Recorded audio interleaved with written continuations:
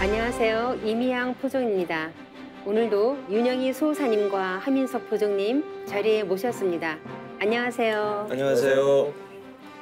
네, 지난 시간에는 온 인류가 모셔온 하느님에 대해 알아보는 시간을 가져보았는데요. 각 종교에서 부르는 절대자의 호칭만 다를 뿐 한 분 하느님을 외치고 있다는 것과 또 그 하나님을 모셔온 상제 문화의 대표적인 것이 제천 문화라는 것을 알아보았습니다. 그리고 안타깝게도 상제 문화가 퇴색되고 왜곡된 과정까지 알아보았는데요. 그런데 저는 지금 인류가 조아조 하느님이신 상제님을 바르게 인식할 수 없게 된 것은 하나님에 대한 인식이 제대로 되지 않았기 때문이 아닌가 하는 생각이 들었습니다. 포종님, 하느님을 어떻게 하면 바르게 인식할 수 있을까요? 그에 대해서 잘 알 수 있는 성구가 도전 1편 1장에 나와 있습니다. 제가 한번 읽어보겠습니다. 태시에 하늘과 땅이 문득 열리니라. 호련히 열린 우주의 대광명 가운데 삼신이 계시니 삼신은 곧 일신이요 우주의 조화 성신이니라. 삼신께서 천지 만물을 낳으시니라. 이 삼신과 하나 되어 천상의 호천 금골에서 온 우주를 다스리시는 하느님을 동방의 땅에 살아온 조선의 백성들은 아득한 예로부터 삼신상제, 삼신하느님, 상제님이라 불러왔나니 상제는 온 우주의 주제자요 통치자 하나님이니라. 자, 그래서 이 우주는요 문득 열렸습니다. 근데 그 문득 열린 그 광명 속에 삼신이 계신다라고 표현을 하셨는데요. 그러니까 삼신이라는 존재는 얼굴 없는 조물주인 거고요. 우주의 원신이라고 알고 계시면 되는데, 근데 왜 삼이냐? 그거는 그 작용을 셋으로 하기 때문에 삼신이라고 하는 건데, 무형의 삼신과 근데 한 몸이 되셔가지고 이 삼신의 조화와 삼신에 내재한 자연의 이법을 주재하셔가지고 천진만물을 낳고 기르고 다스리는 유형의 주신도 있다는 게 동양의 그 원래 신교의 하나님관인데요. 그 분을 일러서 삼신일체 상제님이다 이렇게 정명을 했고요. 그래서 안파견 초대 환인 때부터 그 동방 한민족은요 3개의 최고 통치자를 삼신일체 상제님 내지는 삼신상제님이라고 줄여서 또 상제님이라고 불러왔던 겁니다. 그러면 신교는 고조선 이대 이전의 상고 시대부터 우리 조상들이 국교로 받들어온 한민족의 생활 문화죠. 현재 종교 문화의 뿌리이기도 한데요. 신교에서는 조물주 하나님을 삼신으로, 그리고 삼신과 하나 되어 우주를 주재하시는 통치자 하나님을 삼신상제님이라 부르며 모셔왔다는 말씀이군요. 자, 그런데 하느님은 한 분인데 왜 일신이라 하지 않고 삼신이라고 하는 건가요? 그러니까 이제 조물주 하나님은 이 만유 생명의 절대 근원으로서 이렇게 일신이지만 이제 현실 세계에 드러날 때는 이제 세 가지 신성으로 작용한다라는 말씀이거든요. 그러니까 손가락이 움직이기 위해서는 이 손가락은 하나지만 이것이 작용하기 위해서는 세 마디가 이루어져야 작용하는 것처럼 그 우주의 조물주 삼신도 이 일신으로 존재하지만 그런 어떤 신성 그걸 작용할 때는 삼으로 작용한다는 거죠. 그 하나 속에 셋이 깃들어 있다라고 해서 즉일, 즉삼, 그러니까 어떤 삼수의 신성과 주제의 원리로서 만유를 창조하고 섭리하신다는 뜻인 것입니다. 그래서 뭐 삼신이 이 우주를 주재하다 보니까 이 세상 만유가 다 삼신의 화현인데, 그래서 아까 하늘, 땅, 인간도 셋으로 존재하는 거고, 우리 몸도 해부학해 보면 세 부분으로 썹니다. 얼굴하고 몸통하고 팔다리.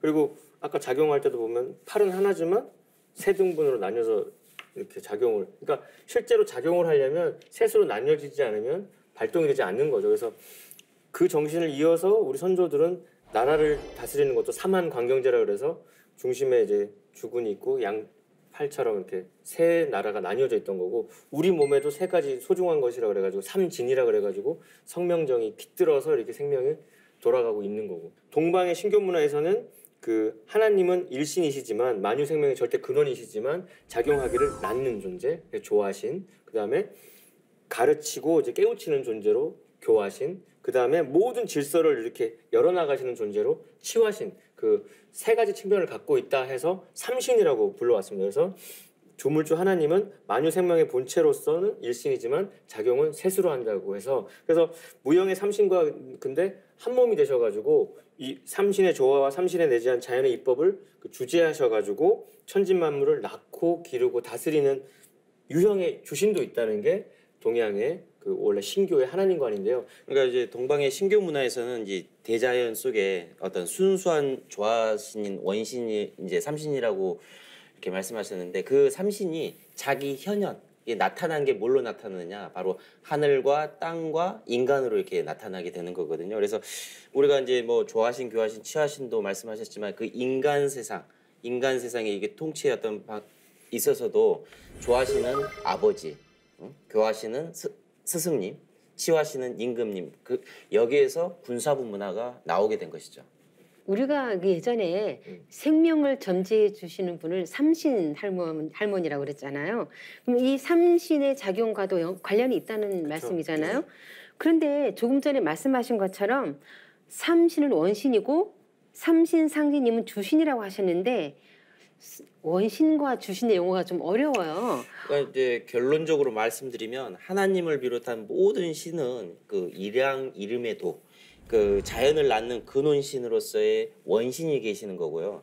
이제 그것을 자연을 다스리는 어떤 인격적인 주신으로서 이렇게 음양 구조로 신도 원신과 주신으로 이렇게 존재를 하시는 겁니다. 그래서 원신은 모든 만물 속에 실제하지만 구체적으로 얼굴과 형상이 없는 그런 순수 인격인 어떤 하나님의 성령으로서 존재하는 것이 이제 원신인 것이고요. 이 천지 만물의 어떤 근원적인 실제이므로 이제 그것을 이제 으뜸원자를 써가지고 그렇게 원신이라고 하는 것입니다. 그래서 이 원신은 우주 안의 질서를 삼수로 구성하는 이 창조의 손길로 작용하기 때문에 동방에서는 그 원신을 삼신이라고 아까 조화신, 교화신, 치화신 이렇게 해서 삼신이라고 불러왔던 거고요. 그래서 이 태초에 우주가 탄생할 때도 이 조물주 하나님은 삼신의 손길에 의해서 천지, 일월, 성신 이렇게 질서화된 것이죠.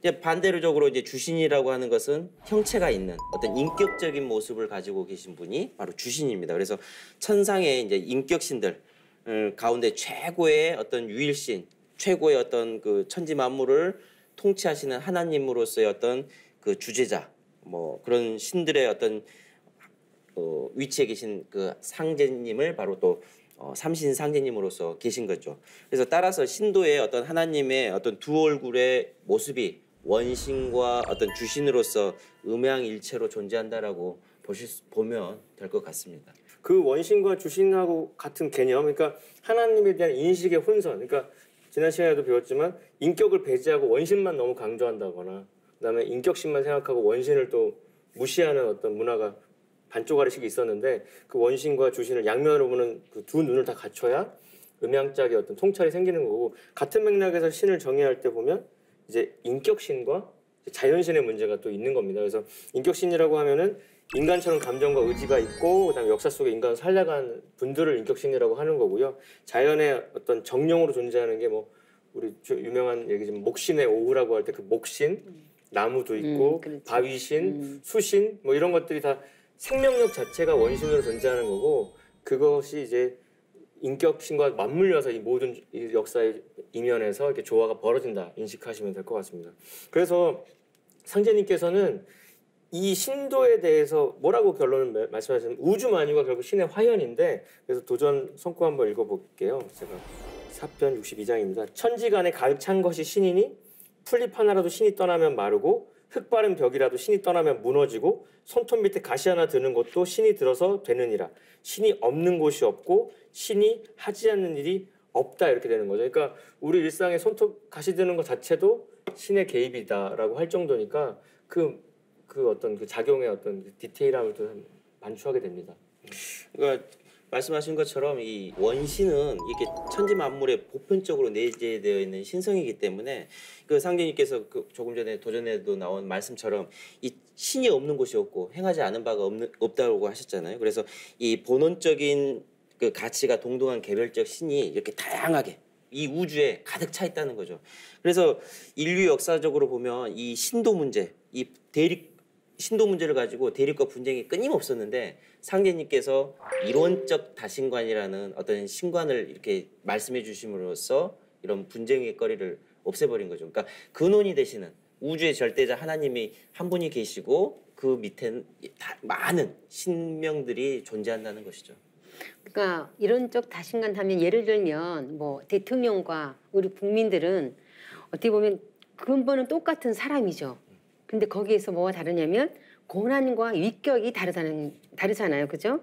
그런 것처럼 우리도 이렇게 보면 조금 전에 뭐 자연신과 인격신에 대해서 이렇게 말씀하셨는데요. 인격신이라는 말은 간단히 얘기해서 하느님이 우리처럼 사람의 형상을 하고 계시다는 거잖아요. 그렇죠. 근데 이를 잘 드러낸 것이 바로 그 호칭이 상제님이 아닐까 이렇게 생각합니다. 그래서 예로부터 이제 천재 문화도 있었지만 동방 신교 문화에서는 이제 그 하나님의 본래 호칭을 이제 상제님이라고 한 거죠. 그래서 상제라는 뜻은 최상의 천상의 어떤 지존무상하신 그 상자이고 제자라는 것은 그 임금님 제자가 아니라 하나님 제자다. 그래서 하늘 천상에서 이 우주를 통치하시는 그런 어떤 임금님으로서의 상제님이 계셨다는 거죠. 그래서 역사적으로 보더라도 이런 상제 신앙을 단순히 뭐 그 믿음을 하는 그 종교적인 어떤 신앙이 아니라 정치, 종교, 교육과 뭐 예술 모든 인류 문화가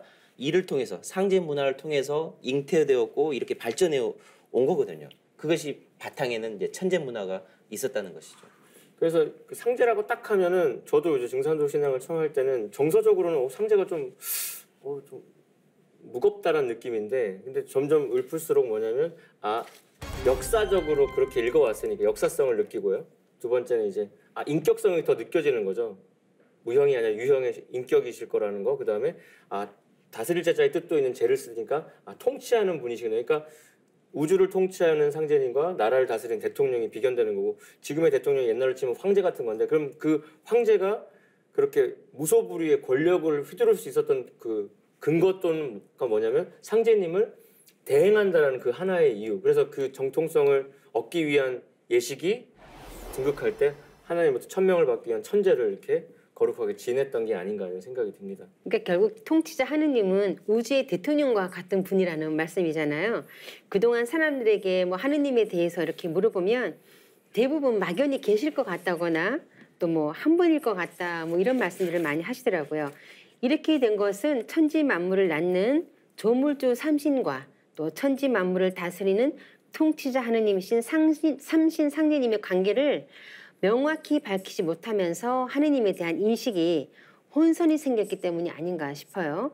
그 대표적인 경우가 뭐 기독교가 아닌가 생각합니다. 그래서 이제 동양의 이제 하나님과는 아까 언급했던 것처럼 이제 우주의 대통령 상제, 그래서 삼신을 이렇게 주재하는 존재인데, 서양은 유일신이죠. 그래서 그 오직 한 분이고 그 다음에 그 나 외에는 용납하지 않고, 근데 그 말 자체에서 사실 다른 신도 있다는 걸 전제하는 표현이기도 하지만 어쨌든 그 엘로힘이라는 존재가 그 얼굴 없는 추상적인 신이에요. 일단 인격성이 배제돼 있어요. 그래서 그 초월적이고 되게 추상적인 신인데, 근데 본래 그 수메르 문명에서 받들었던 신이 이제 변질된 겁니다. 원래 그 동양처럼 농경 문화의 삼신 하나님 신관이 이제 삭막한 사막 문화 속에서 이렇게 좀 변질이 된 거죠. 왜냐면 그 척박한 토양에서는 그 절대적인 신앙이 아니고서는 그 환경에서는 생존이 불가능하니까 그 강조할 수밖에 없는 겁니다.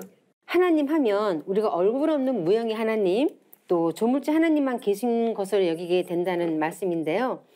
하지만 앞에서 말씀하신 것처럼 통치자 하나님에 대해서도 성경 곳곳에서 발견할 수가 있을 것 같습니다. 이에 대해서 좀 더 말씀해 주시면 좋겠어요. 그 구약에서는 그런 면모가 드러나지 않는데 신약을 쭉 읽다가 그 예수의 12사도 중에 한 명인 사도 요한의 요한계시록으로 들어가면 흰 보좌, 백보좌에 임하에 계시는, 그래서 이 만물을 새롭게 하시는, 그리고 역사를 심판하시는 인격적인 면모가 나타나는데, 그 신약 성서 요한계시록에서 말하는 백보좌 하나님이야말로 동양에서 말하는 삼신 하나님하고 위격이 이제 똑같아지는 거거든요. 거기서 이제 스파크가 일어나는 거고요. 그래서 근데 또 기독교가 삼위일체 교류로 가면서 그 예수가 곧 하나님이다로 바뀌다 보니까 예수가 다시 오는 걸로 교리가 이제 왜곡이 됐죠. 근데 요는 뭐냐면 예수는 아버지와 아들과 성신의 권능을 모두 행사하는 그 대우주 통치자 하나님하고는 좀 풍모가 전혀 다르고요. 본인 스스로 나는 그런 존재가 아니라고, 하나님의 아들이라고도 말하지 않고 나는 인자다, 사람의 아들이라고까지 말할 정도로, 그래서 아주 겸손하게 나는 내 자의로 말한 게 없다. 나를 보내신 이가 하신 대로 내가 따를 뿐이다라고 말했습니다. 그러니까 예수 성자의 삶은 천상 옥자에 앉아 계신 아버지의 강세로 실현되는 그 지상천국 건설을 예비하는 아주 헌신적인 삶이었거든요. 그분의 본뜻이 그대로 이어졌으면 이런 폐단이 없었겠죠. 그러니까 그 기독교의 그 구원관의 결론이라면 이 가을 개벽한 이때에 하늘 백보자에 앉아서 우주를 통치하고 계시는 아버지 하나님을 만나라는 것이 그 기독교 구원의 이제 결론이라고 생각합니다. 지금 알아본 것처럼 많이 퇴색되긴 했지만 그 하느님을 조물주와 통치자 하나님으로 동시에 인식하는 것은 동서양의 어떤 공통적인 현상이었다고 할 수 있을 것 같은데요. 그럼 유교나 도교에서도 이런 점을 발견할 수 있나요? 뭐 지난 시간에도 이제 유교에 대해서도 알아봤기 때문에 뭐 간략하게 설명을 드리면 그 공자 이전에 원시 유교에서는 이 섬기는 하늘은 인간과 만물에서 어떤 직접 천명을 내리는 인격적인 하늘, 상계천으로서 이제 존재를 하면서 또 만물을 또 주재하는 주재천, 인격천이었었는데 그 뭐 상계님은 뭐 온 우주를 다스리고 천명을 내리고 하는 인간과 신들의 어떤 상보를 주관하셨던 분인 거거든요. 근데 이제 공자에 의해서 그 인격적인 그런 상계천에서 자연천으로 이렇게 돼버린 것이죠. 그런 것들이 유교의 어떤 폐단으로 이어져 내려온 것입니다. 그래서 뭐 태극이 근원이라고 되니까 너무 입법적으로 흘러가게 되고, 그 다음에 도교의 도덕경 같은 거 보면 도가도 비상도 명가명 비상명 하면서 뭐 무명 천지지, 이름 없는 게 천지의 시작이고 유명 만물지문, 이름이 붙여지면서 만물이 어머니가 시작됐다라고 하는데, 결국 도교에서는 뿌리를 이제 도라고 이제 모호하게 이렇게 하게 됐죠. 그래서 조물주 하나님을 도라고 명명하게 됐는데, 그러나 유교나 도교에서는 원래 뭐라고 했냐면 옥황대제, 옥황상제라고 분명히 인격성을 밝히면서 신앙을 해왔다는 걸 다시 우리가 참 상기해야 된다 겁니다. 그 천이나 뭐 도라고 하면 삼신과는 달리 그 조물주란 생각이 전혀 들지 않아요. 그러니까 아마 이렇게 되면서 하느님에 대한 인식이 약해지고 또 심지어 통치자 하느님에 대한 그런 부정하기까지 이르게 된 것이 아닌가 합니다. 하지만 그 하느님을 바르게 인식하는 것은 가을 개벽을 하는 이 시점에서 구원과 직결되는 문제이기 때문에 더욱 중요한데요. 지금까지 살펴본 것을 토대로 본다면 성자와 철인들이 가을 개벽기에 인류를 구원하기 위해 이 땅에 강세하신다고 외쳤던 하느님은 인간의 모습을 한 통치자 하느님이라고 할 수 있겠어요. 그래서 이제 예수님이 말씀하신 걸 다시 한번 되짚어 보면요, 이렇게 그 요한계시록도 뒤집어 보면 나는 알파요 오메가라, 이제도 있고 전에도 있었고 장차 올 자요 전능한 자. 그러니까 성서의 결론에 해당하는 요한계시록에서 사도 요한이 직접 육성으로 들은 하나님의 목소리는 시작과 끝, 과거에도 있었고 지금도 있고 앞으로 나는 내가 직접 간다라고 이렇게 표방을 했던 하나님이고요. 그 하나님을 기다리면서 이렇게 본방을 기다리면서 예고편을 이제 찍었던 게 기독교 신앙입니다. 그래서 다시 한번 상제님 말씀을 강조해 보면, 예수 믿는 사람은 예수의 재림을 기다린다. 불교도는 미륵의 출세를 기다린다. 동학신도는 최순이 갱생하길 기다리는데, 그러니까 선천종교는 본질이 뭐냐? 기다림이죠. 그냥 하염없이 기다리는 거예요. 그러니까 근데 내가 이미 왔다는 거. 그래서 예수의 재림은 나를 두고 한 말이라는 걸 다시 한번 강조하고 싶고요. 그래서 그 기독교가 결국 말하고자 하는 결론은 뭐냐면, 예수 가르침의 핵심은 더 킹덤 오브 갓이라고 그 서양의 불트만이라는 신학자가 얘기한 바 있습니다.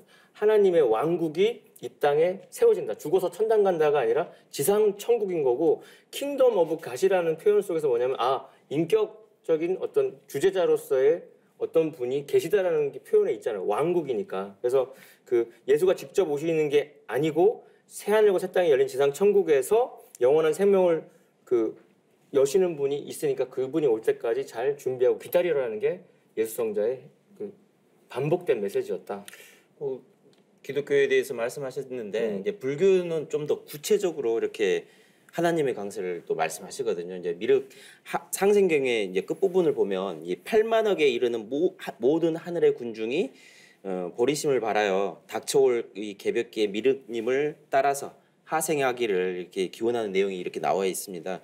그리고 미륵 하생경에는 가을 우주를 여는 가을 개벽기 때에 임박하에서 이제 미륵님께서 천상 보좌를 떠나 성령으로 잉태되어 탄강하시는 모습을 전하고 있는데요.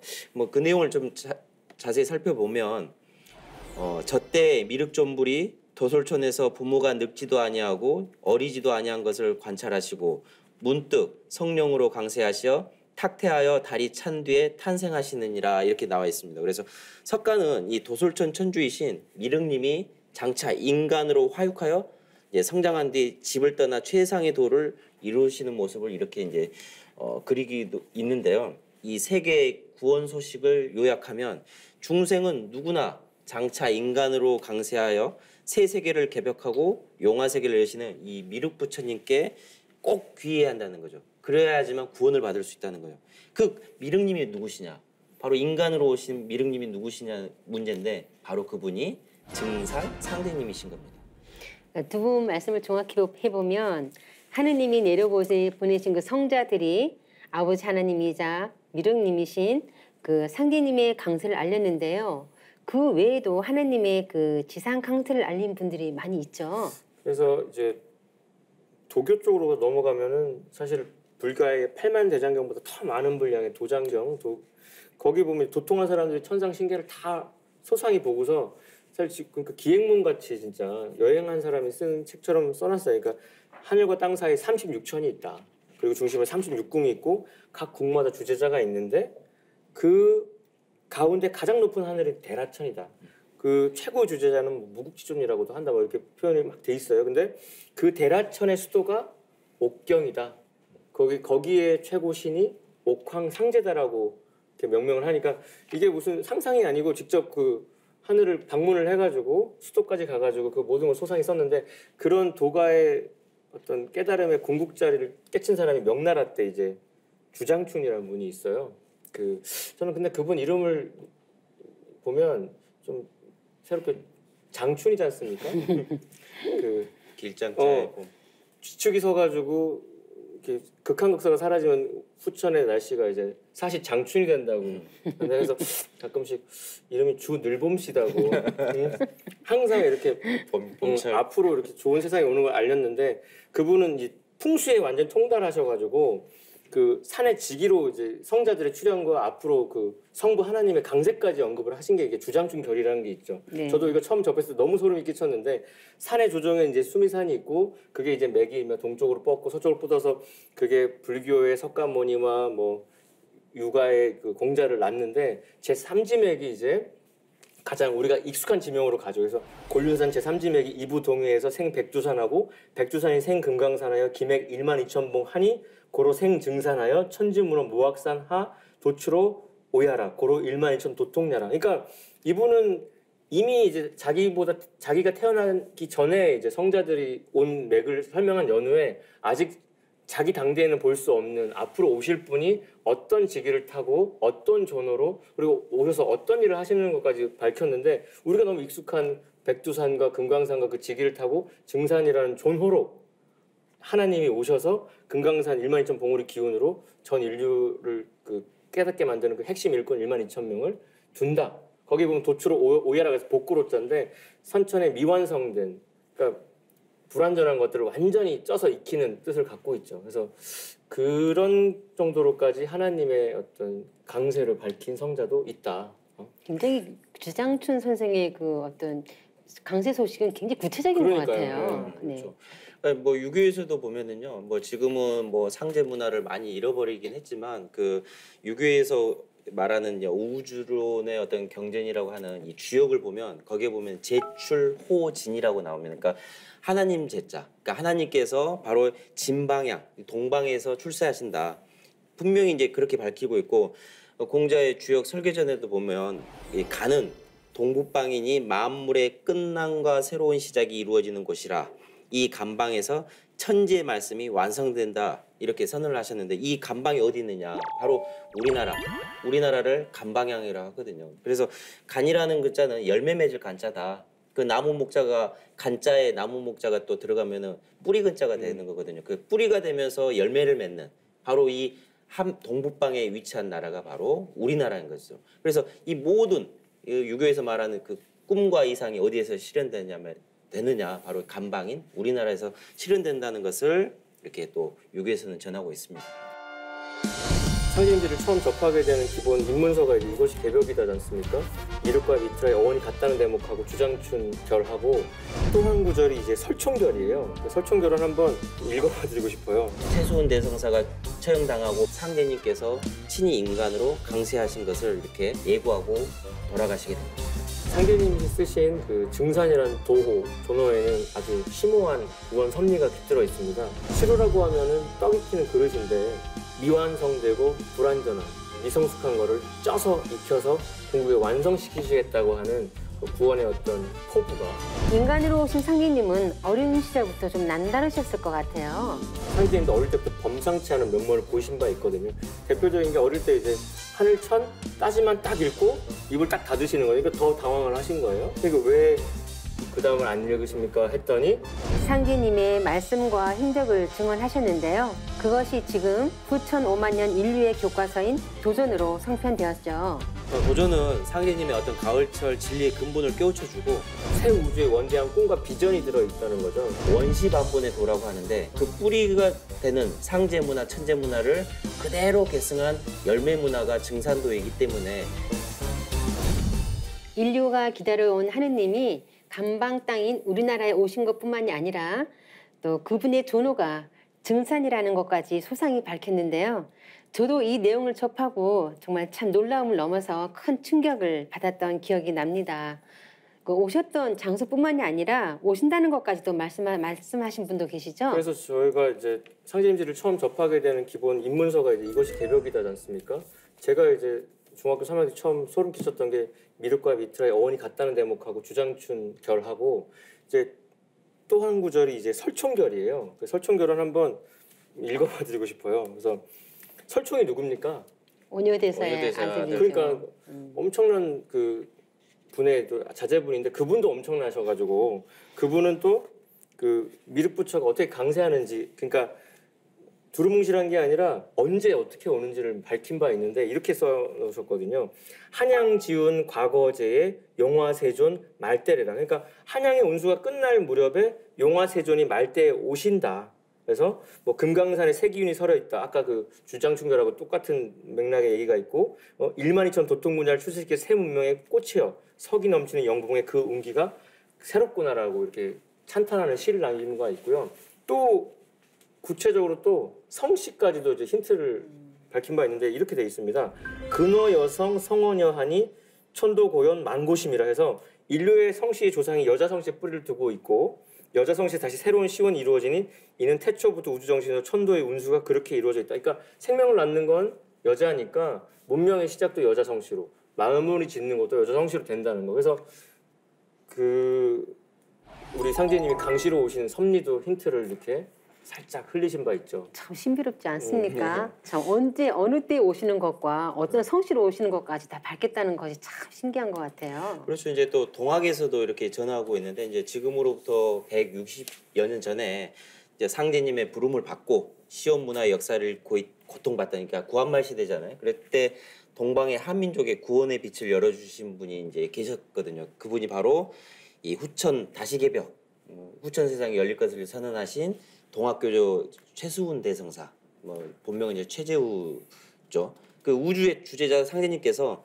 동북아 역사의 종주인 이 조선이 이제 구한말 때 패망의 어떤 그 과정에서 최수훈 대신사를 역사의 전면에 내세우면서 새 세상 그 개벽을 선언하고 상제님의 강세를 이렇게 알리게 된 겁니다. 그래서 최수훈 대성사는 이제 장차 그 당신님이 미륵님 상제님께서 이 강토에 강세하셔서 복음을 전할 것을 이제 가사체로 용단가에 이제 이렇게 전하고 있습니다. 어하 세상 사람들아 무국지온 닥칠 줄을 너희 어찌 알까 보냐. 무국대도 닦아내니 5만 년지 운수로다. 이렇게 전하고 있는데요.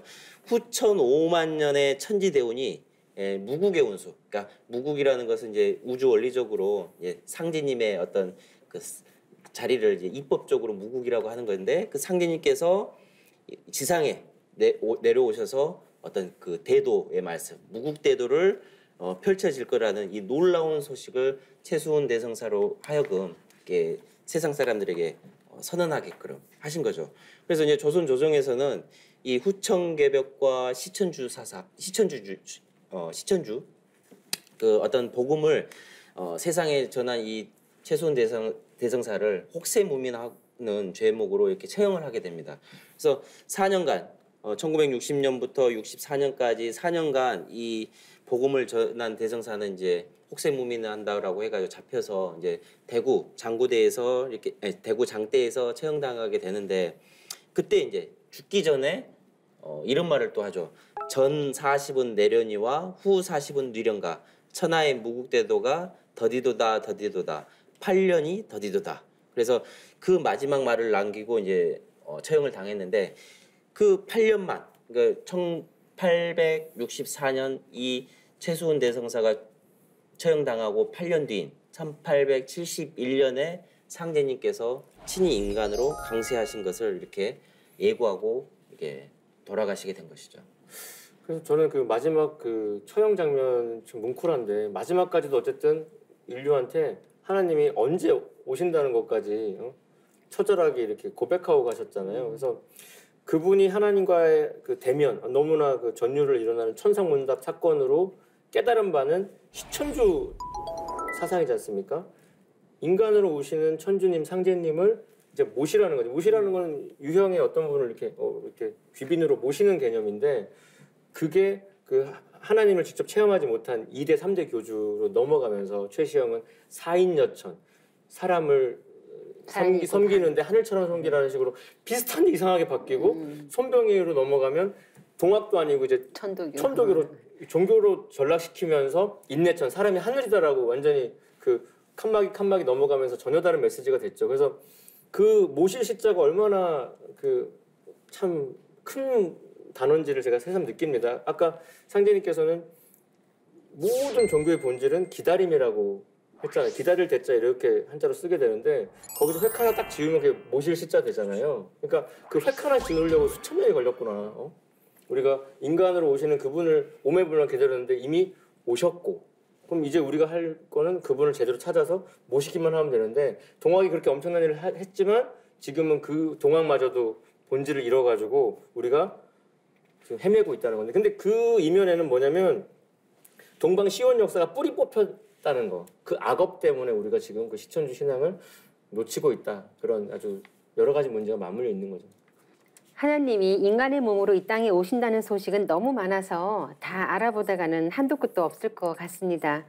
이제 마침내 성자와 철인들이 예고했던 그대로 인류가 그토록 기다려온 우주의 조화조 참 하나님이 한양이 운이 다해갈 그런 조선말 최수훈 대신사가 상계님 강세의 소식을 전하면서 돌아가신 지 8년 만에 간방 땅인 우리나라의 증산이란 도로 드디어 강세하시게 된 것이죠. 네, 그렇습니다. 그래서 뭐 제가 이 말씀을 전하는 것보다 이게 도전에 있는 말씀을 인용해서 보시면 정확하게 아실 수 있을 것 같습니다.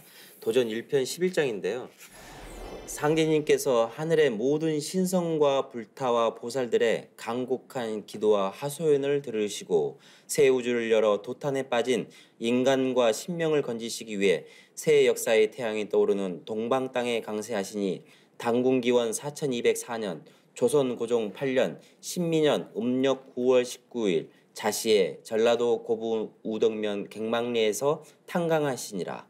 상제님의 존성은 강시요 성인은 일자 순자요 도호는 증산이시니 천지 공사를 행하시어 우주의 무국대운을 여신 무국상제시니라. 이렇게 나와 있는데요. 상제님께서는 이 금산사 미륵불상에 30년 동안 성령으로 임하고 계시다가 최수훈 대신사에게 이제 그 천명과 신교 조금 전에 말씀드렸듯이 천상문답 사건을 통해서 천명과 신교를 내려주셨는데 그것을 이제 거두시고 8년 만인 이 땅에 친히 강세하신 거죠. 그래서 최수훈 대성사의 예언대로 그 대성사가 세상을 떠난 지 8년인 1871년 음력으로 9월 19일 자시에 전라도 고부군 우덕면 갱망리에 이렇게 탄강을 하시게 됩니다. 뭉클한 순간입니다. 그 오랫동안 기다렸던 분이 오셨는데 인간으로 딱 오는 순간 이제 타이틀이 붙지 않습니까? 그게 성씨와 뭐 존호, 뭐 존위가 생기는데 그 상제님이 쓰신 그 증산이라는 도호, 존호에는 아주 심오한 구원 섭리가 깃들어 있습니다. 그러니까 시루라고 하면은 떡 익히는 그릇인데 그게 미완성되고 불완전한 미성숙한 거를 쪄서 익혀서 공부에 완성시키시겠다고 하는 그 구원의 어떤 포부가 이 존호 안에 깃들어 있다고 보시면 되겠습니다. 네, 상제님께서는 세상에 시루만큼 큰 그릇이 없나니 황화수에 물을 길어다 부어 보아라. 아무리 부어도 시루에 물을 못 채울 것이로다. 시루는 황화수를 다 먹어도 오히려 차지 않으니 천하의 그릇 중에 제일 큰 것은 시루니라 라고 하셨는데요. 선천 봄여름에 미성숙한 만유 생명을 모두 성숙시켜서 가을로 인도하는 우주를 담는 그릇이 바로 증산 상제님의 무국대도란 말씀인데요. 인간으로 오신 상제님은 어린 시절부터 좀 남다르셨을 것 같아요. 그러니까 상제님의 존호인 증산의 뜻처럼 시루는 뭐 차지도 않은 황화수를 다 부어도 차지 않는 큰 그릇이셨으니까 그런 비범하신 분은 어릴 때부터 이제 티가 나잖아요. 요즘에도 보면 뭐 영재 발굴단이라 그래서 어릴 때부터 그림도 잘 그리고 영어도 잘하고 그런 애들 막 동화도 쓰고 그런 애들 있는데 상제님도 어릴 때부터 범상치 않은 면모를 보이신 바 있거든요. 대표적인 게 어릴 때 이제 서당에 가고 근데 공부를 안 하시는 거죠. 그러니까 선상 훈장이 되게 다루기 어려운 황씨 훈장이 반말도 못하고 좀 공부하셔야지요 했는데 그래서 제일 처음 읽은 게 천자문인데 천자문의 첫머리인 하늘천 따지만 딱 읽고 입을 딱 닫으시는 거니까 그러니까 더 당황을 하신 거예요. 그 훈장께서. 그러니까 왜 그 다음을 안 읽으십니까 했더니 그 답이 과관입니다. 한번 읽어보겠습니다. 하늘천자에 하늘이치 다 알았고 땅지자에 땅이치 알았으면 되었지 더 배울 것이 어디 있습니까? 노시다가 시간 되면 가시죠. 그러니까 과외 선생님 그냥 시간만 떼고 가시라고 할 정도로 그러니까 하나님의 어떤 위격에서 천지 주제자시니까 그 글자 두 글자에서 이미 그 통찰이 각이 열리셨다는 뜻이 있죠. 사실 인간으로 살다가 모든 사람은 뭐 하나님이고 뭐걸 떠나서 실제 인간인데 인간으로 온 어떤 위대한 성각자 중에 이런 말을 남길 정도의 사람은 없다. 이걸 통해서도 이거 상제님이 아니면 할 수 없는 대사다 싶은 구절이고요. 또 시를 하나 이렇게 또 7살 때 글방에 가가지고 보통 시는 이제 운을 띄우지 않습니까? 그 놀랄경자 운을 딱 바꾸서 만드신 시가 이렇습니다. 원보 공지 타기요 대호 공천경이라 해서 멀리 뛰려고 하니까 땅이 꺼질까 두렵고 그다음에 크게 소리치려고 하니까 하늘이 놀랄까 두렵고 이것도 하늘 땅을 호령하시는 상제님의 위격을 그 10글자 안에 이렇게 압축하시는 시죠. 네. 그러니까 어마어마한 거죠. 그렇죠. 예, 그러면서 이제 이후로 이제 14세, 15세로 접어드시면서 상님께서 이제 만고 풍상을 이렇게 다 겪어야 하시는데요.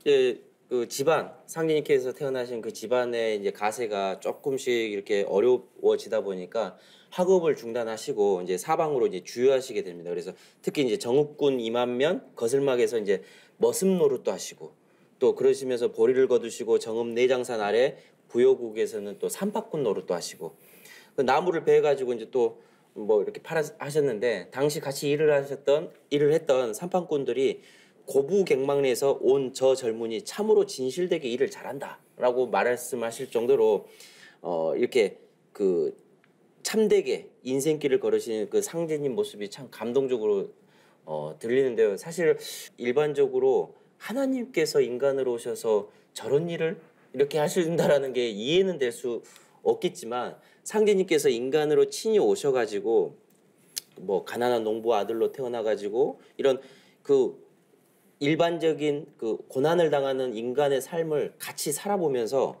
후천 가을 개벽에 이 가난으로 억압받고 고통받았던 사람들에게 어떤 축복을 내려주시기 위한 하나님의 어떤 구원의 어떤 섭리가 여기에 담겨져 있는 게 아닌가 싶습니다.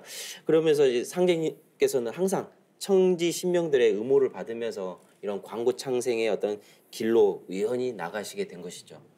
네, 상제님의 어린 시절과 청년 시절 또 광고 천하의 뜻을 품으시고 천하를 유력하며 민중의 삶을 직접 체험하신 일들은 도종과 증산도의 진리책을 통해 만나보시면 좋겠습니다.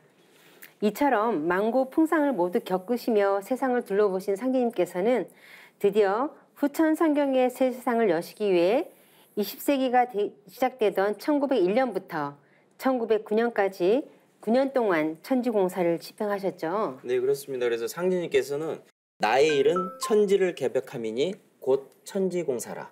그 천지공사라는 말을 이렇게 풀어보면 하늘천, 땅지, 공변될 공, 일사자 그래서 우주의 가을철을 맞아 인간으로 오신 우주의 통치자 하나님께서 상제님께서 인간과 신명을 데리고 선천에 병든 이런 인간계 또 하늘 신명계까지 뜯어 고치신 가을 우주의 통일 문명의 어떤 설계도자 어떤 청사진이 바로 천지공사라고 할 수가 있습니다.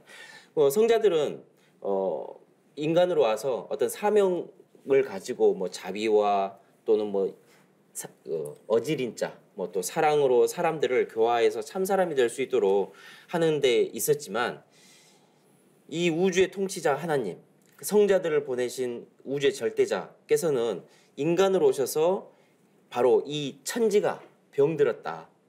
선천 봄 여름의 세상을 살면서 하늘 땅 인간이 병들었기 때문에 뜯어 고쳐서 후천 가을이라는 어떤 살기 좋은 상생의 세상을 여시는데 그런 목적이 있었기 때문을 가지시고 짜신 프로그램이 바로 천지공사라고 할 수가 있습니다.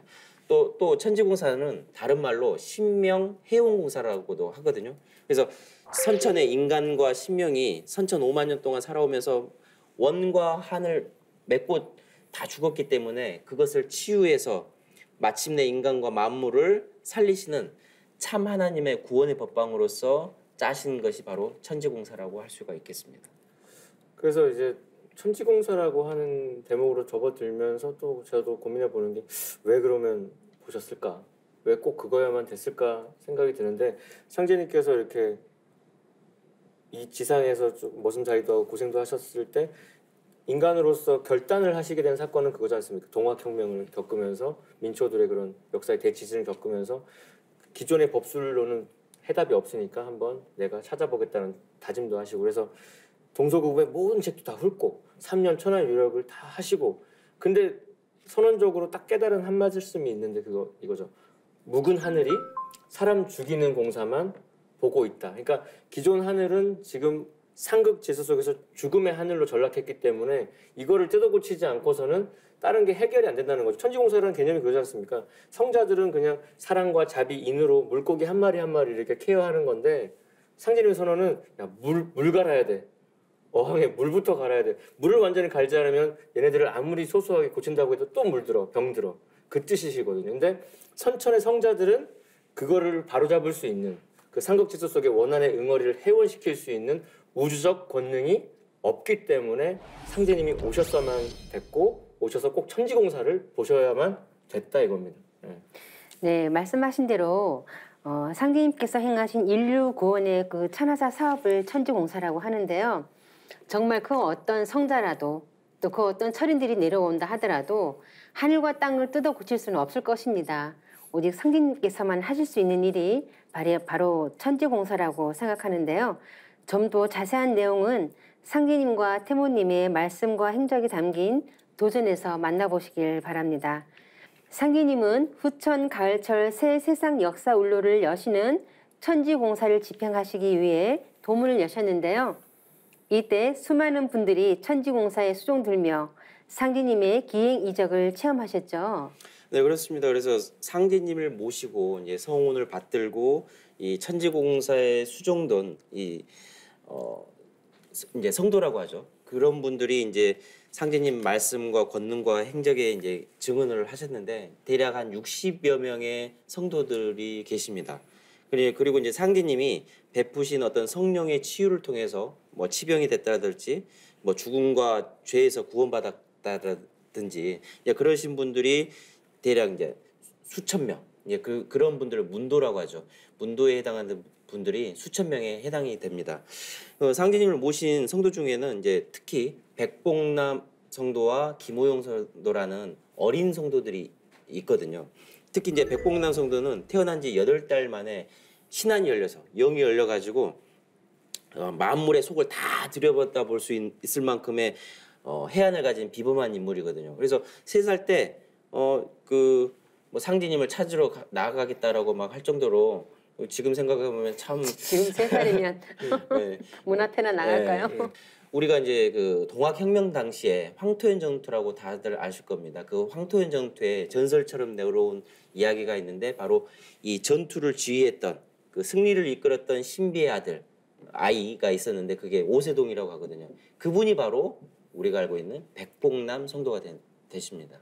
그래서 상제님의 그 남다른 위격 그리고 성자들과 다른 면모가 그 어린이 문화가 상제님 진리에는 있는데 그 백봉남 성도와 더불어서 우리가 그건 좀 어려운 용어지만 간태합덕이라 그래서 그 간방과 태방에 서로 합덕으로 후천이 열리는데 그 태소년에 해당하는 소녀 아이를 직접 기르시면서 천지공사를 보셨거든요. 그러니까 3살 때부터 그 호연이 있는 집에 가셔가지고 부모 재롱을 받으시면서 참으로 크게 될 아이니까 나한테 바치라고 해서 5살 때부터 이렇게 9년 천지공사의 전 과정을 그렇죠. 그래서 그리고 1905년대는 9살 되던 그러니까 나이가 2자릿수로 되기 딱 직전 그러니까 영성이 이제 아직 순수한 그 9살 되던 그 해에 125일 동안 집중 수도를 시켜서 완전히 신안이 열리게 되죠. 그래서 새소리 뭐 천하 만물의 그 신성을 다 열어서 보는 눈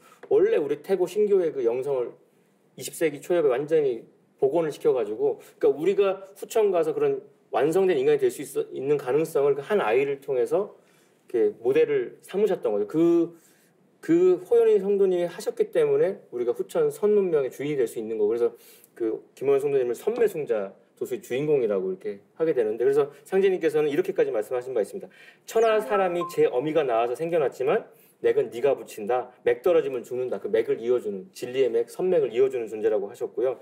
나의 이름 판밖에 있단 말이다. 붉은 닭 소리치고 판박 소식 들어와야 도통판을 알게 되고 도통판이 들어와야 나의 일이 될 것이다 하셔서 진짜 진리의 전 면모, 진법이 드러나려면 붉은 닭이 울어야 되는데 그 붉은 닭이 그 천간 지지로 풀어보면은 정유생 그 김호연 성도님의 그 진리 증언을 통해서 그러니까 우리가 상제님의 이런 세세한 어떤 공사의 면모를 알 수 있었던 것도 바로 지금 거리에서 상제님이 품어서 똥오줌 받아가면서 달래가면서 이렇게 공사를 목격하게 했던 그 증언이 없었더라면 우리가 지금 하나님의 그 세세한 사연을 몰랐을 텐데 그거를 아주 리얼하게 증언해 주신 그 공덕이 김호연 성님한테 있습니다. 그래서 아이들은 거짓말을 안 한다고 하잖아요. 네. 그러니까 그 5살 때부터 안고 다 다니시면서 공상을 다 보게 하시고 나중에 그것을 증언하게 하는 그런 사역을 맡았던 것 같아요. 그래서 또 대표적인 성도님 중에 한 분이 이제 그 수석 성도이신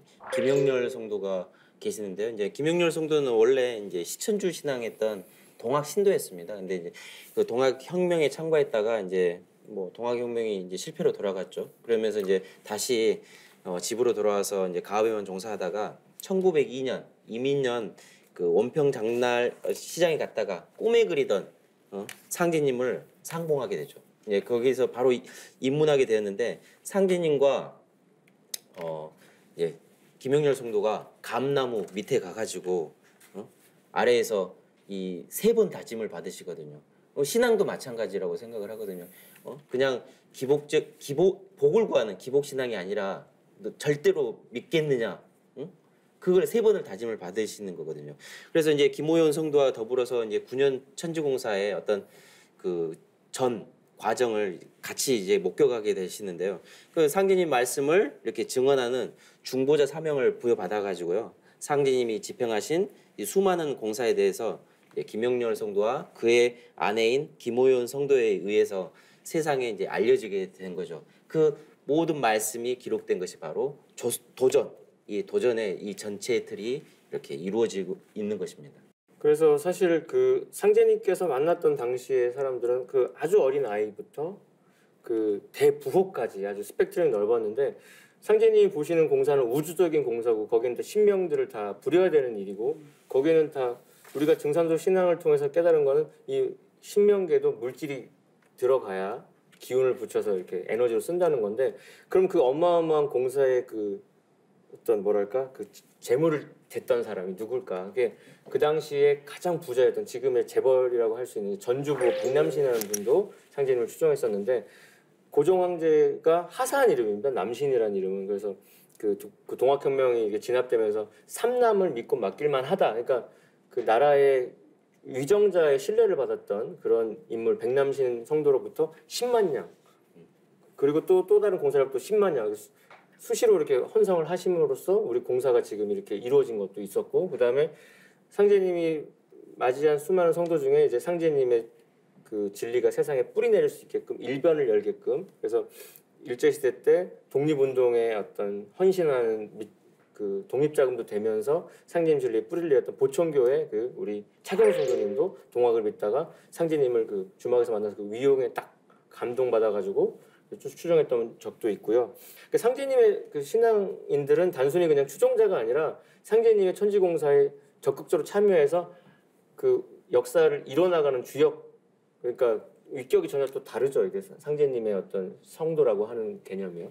그렇죠. 그 상제님을 모신 성도님들은 기존 그 종교의 성자들을 모셨던 제자와는 전혀 다른 분들인데요. 천지공사에 참여해서 상제님으로부터 천명을 부여받고 후천 성경 건설을 위해 각자 역할을 맡고 계신 건데요.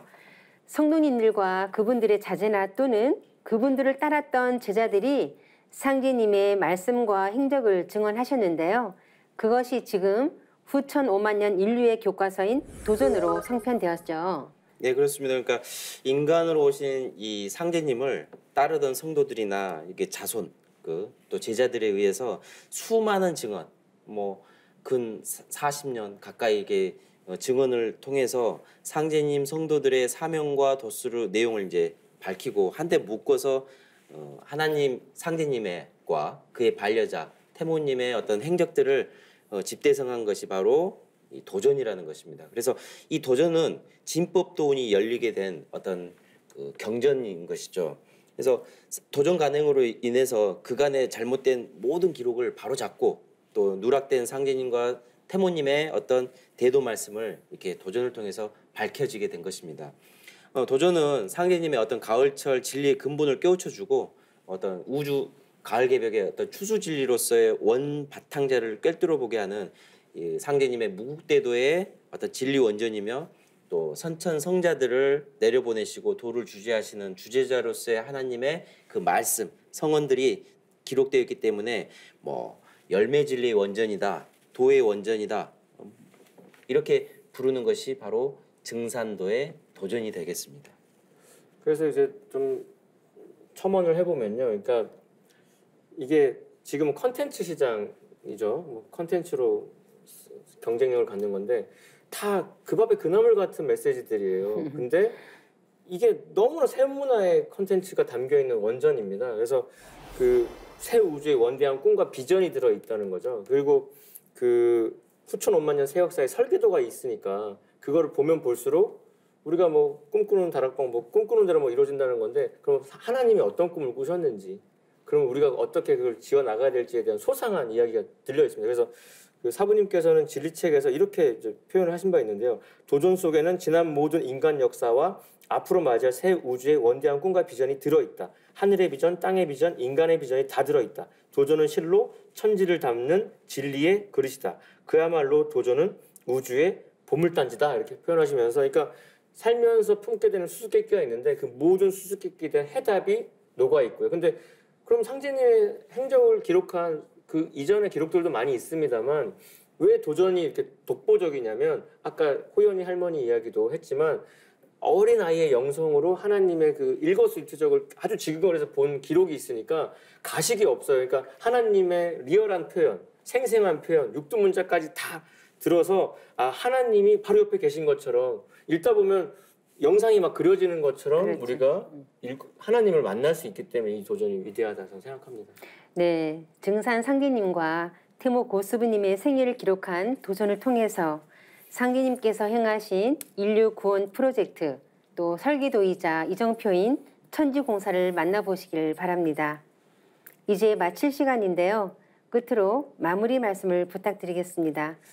포정님 한 말씀 해주시죠. 그래서 진짜 엄청 중요한 이야기를 오랜 시간 했습니다. 근데 하나님을 아는 공부가 인생 공부의 끝이라고 선천 어떤 식자들도 얘기하는데, 그 하나님의 실체에 대해서 이 증산도 도전이 다 말해주고 있기 때문에 정말 일독을 권하고 싶은 얘기고요. 근데 하나님의 선언 중에 정말 그 모든 거를 다 높게 하는 게 뭐냐면, 요한계시록에도 보라 내가 만물을 새롭게 한다 이렇게 있는데, 하나님은 인간으로 딱 오셔가지고 그 양반 사회의 그런 어떤 기득권의 문서들 다 이제 태우시면서 뭐라고 하셨습니까? 모든 것이 나로부터 다시 새롭게 된다 이런 말씀하셨거든요. 그러니까 기존에 어떤 삶을 살았든 간에 이제 다시 새롭게 시작할 수 있는 무한한 어떤 희망과 용기와 지혜와 그런 모든 거를 주셨다는 사실에 다시 한번 좀 감사하다 이런 마음입니다. 뭐 저는 이제 자연을 보면 봄철에 이렇게 땅에서 줄기가 나와서 그 뿌리를 두고 줄기가 나오잖아요. 그 줄기가 다시 가지를 뻗어서 나온 것처럼 이 동방 신교 문화는 이 뿌리 문화, 생명의 젖줄로서의 뿌리 문화가 있고 거기에서 가지가 나오게 되는데 그 가지라는 것은 유불선 기독교 모든 종교 문화도 그렇게 가지처럼 나왔던 거거든요. 그래서 이 가지에서 나왔던 그 문화가 가을이 되면 어떻게 됩니까? 줄거리 기운, 이파리 기운 모든 그 기운을 모아서 뿌리와 같은 그런 열매를 맺는 거거든요. 그래서 증산도를 원시반본의 도라고 하는데 그 뿌리가 되는 그 신교 문화, 상제 문화, 천재 문화를 그대로 계승한 열매 문화가 증산도이기 때문에 이 상제님께서 오신 이 무국대도 진리를 알므로써 내가 가을에 열매가 되느냐, 열매가 되지 않느냐라는 그런 중대한 그 기로에 서게 되는 것이죠. 그래서 상제님의 도를 깨쳐서 새하늘 새 땅, 가을 신천지의 어떤 새 인간이 되기 위해서는 어떤 인류에게 주어진 모든 그 인류의 삶을 영위하면서 도전을 꼭 읽고 인간으로 오신 상제님을 느끼셔야 된다고 말씀드리고 싶습니다. 네, 역사의 여명기로부터 인류가 모셔온 하나님, 모든 성자와 철인들은 그 하나님께서 인간의 몸으로 이 땅에 강세하신다고 말씀하셨습니다. 가을 개벽에서 인류를 건져 부천 상승의 새 세상을 열어주시기 위해 이 땅에 강세하신 조아조 하나님, 그분이 바로 증산 상제님이십니다. 여러분, 모두 증산 상제님을 만나 부천 가을의 열매가 되시기를 바랍니다. 지금까지 시청해주신 시청자 여러분, 감사합니다.